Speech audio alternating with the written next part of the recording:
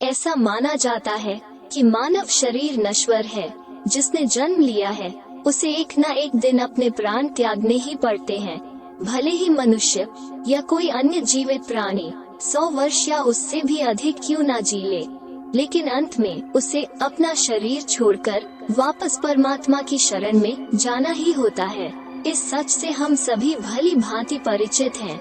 लेकिन मृत्यु के पश्चात जब शव को अंतिम विदाई दे दी जाती है तो ऐसे में आत्मा का क्या होता है, यह बात अभी तक कोई नहीं समझ पाया है। एक बार अपने शरीर को त्यागने के बाद वापस उस शरीर में प्रदार्पित होना असंभव है। इसीलिए मौत के बाद की दुनिया कैसी है, ये अभी तक एक रहस्य ही बना हुआ है। क्या वास्तव में इस दुनिया के बाद भी एक ऐसी दुनिया है जहां आत्मा को संरक्षित कर रखा जाता है? अगर नहीं तो जीवन का अंत हो जाने पर आत्मा कहाँ चली जाती है?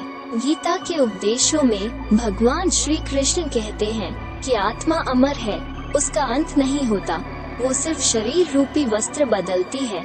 वैसे तो कई बार आत्मा की अमर यात्रा के विषय में सुना जा चुका है, लेकिन फिर ये सबसे अधिक रोमांच और जिज्ञासा से जुड़ा मसला है कि शरीर त्यागने के बाद कहाँ जाती है आत्मा। गरुड़ पुराण कहता है, मरने के पश्चात आत्मा के साथ होने वाले व्यवहार की व्याख्या करता है। उसके अनुसार जब आत्मा शरीर छोड़ती है तो उसे 2 यमदूत लेने आते हैं। मानव अपने जीवन में जो कर्म करता है यमदूत उसके अनुसार अपने साथ ले जाते हैं। अगर मरने वाला सज्जन है, पुण्यात्मा है, तो उसके प्राण निकलने में कोई पीड़ा नहीं होती है। लेकिन अगर वो दुराचारी या पापी है तो उसे पीड़ा सहनी पड़ती है कि मृत्यु के बाद आत्मा को यमदूत केवल 24 घंटों के लिए ही ले जाते हैं और इन 24 घंटों के दौरान आत्मा को दिखाया जाता है कि उसने कितने पाप और कितने पुण्य किए हैं। इसके बाद आत्मा को फिर उसी घर में छोड़ दिया जाता है जहां उसने शरीर का त्याग किया था। इसके बाद 13 दिन के उत्तर कार्यों तक वो आत्मा वहीं रहती है। 13 दिन बाद वो फिर यमलोक की यात्रा करता है।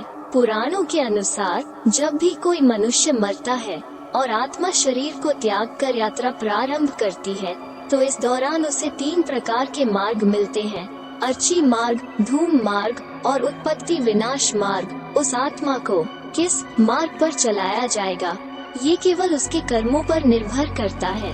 अर्ची मार्ग ब्रह्मलोक और देवलोक की यात्रा के लिए होता है, वहीं धूम मार्ग पितृलोक की यात्रा पर ले जाता है और उत्पत्ति विनाश मार्ग नरक की यात्रा के लिए है।